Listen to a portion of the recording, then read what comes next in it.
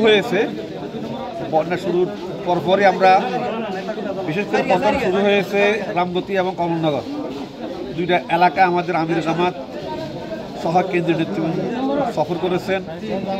এর পরবর্তী পর্যায়ে লক্ষ্মীপুর জেলার প্রায় সব উপজেলায় বন্যা আক্রান্ত হয়েছে। আমরা সর্বাত্মক চেষ্টা করেছি বন্যার্ত মানুষের পাশে দাঁড়ানো, বিশেষ করে ফুড প্যাকেট বিতরণ, তারপরে রান্না করা খাবার পরিবেশন, বন্যার্তদের মাঝে অর্থনৈতিক সহযোগিতা সব জায়গায় করেছি। রায়পুর, রামগঞ্জ, সদর, কমলনগর, রামগতি। বিশেষ করে আমরা গত শেষ বেঙ্গল শু ইন্ডাস্ট্রিজ, সেখানে আমরা 700 শ্রমিকদের মাঝে ফুড প্যাকেট বিতরণ করেছি। আমাদের শ্রমিক কল্যাণ ফেডারেশনের পক্ষ থেকে সেখানে বিতরণ করা হয়েছে, আমি ছিলাম। এছাড়া আমরা বিভিন্ন জায়গায় মানুষের পাশে দাঁড়ানোর চেষ্টা করেছি। এখন বন্যা নাই, কিন্তু বন্যার ক্ষতিগ্রস্ত মানুষগুলিতে আছে। বিশেষ করে তারা পানি নদীতে পুকুরে মাছ চাষ করতেছেন, মাছের ঘের এগুলি ভেসে গেছে। লক্ষ লক্ষ টাকা মৎস্য সম্পদ চলে গেছে। মৎস্য চাষিরা আজকে সর্বশান্ত হয়ে গেছে। হাঁস মুরগির খামারগুলি একেবারে ধ্বংস হয়ে গেছে, ক্ষেতের ফসল ধ্বংস হয়েছে, গোটা জেলা আজকে একেবারে মানুষ নিঃস্ব হয়ে গেছে।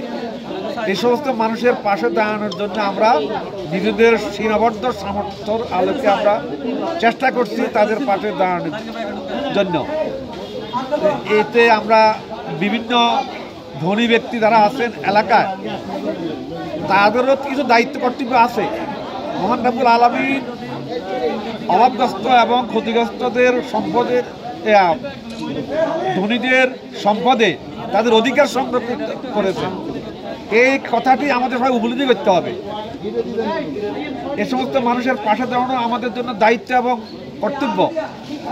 আমি ডক্টর রাজাউল করিম ভাই, আমাদের এর হাফিজুল্লাহ, আমরা লক্ষ্মীপুরের 2, 3, 4 আসনের সংসদ নির্বাচন করার জন্য প্রস্তুতি নিচ্ছি। আমরা মানুষের খেদমত করার চেষ্টা করছি। নির্বাচন মানুষ আমাদেরকে ভোট দেখবে না, আমরা মানুষের পাশে জামাত ইসলামী সবসময় ছিল, এখন আছে। এটি আমাদের জন্য একটি ইবাদত। বন্যার্থদের মাঝে দাঁড়ানো, অভাবগ্রস্ত মানুষের পাশে দাঁড়ানো আমাদের জন্য ইবাদত। সে দায়বদ্ধতা নিয়ে আমরা কাজ করছি। সাংবাদিক মহোদয়গণ, আপনাদের প্রতি আমাদের বিনীত অনুরোধ রইল যে এই বাংলাদেশের বিভিন্ন মাধ্যমগুলিতে আমরা যে কথাগুলি বলছি, মানবতার কল্যাণের জন্য আমরা এই কথাগুলি বলছি, নিজেদের স্বার্থ হাসিলের জন্য বলছি না, মানুষের পাশে দাঁড়ানোর জন্য আমরা কথাগুলি বলছি।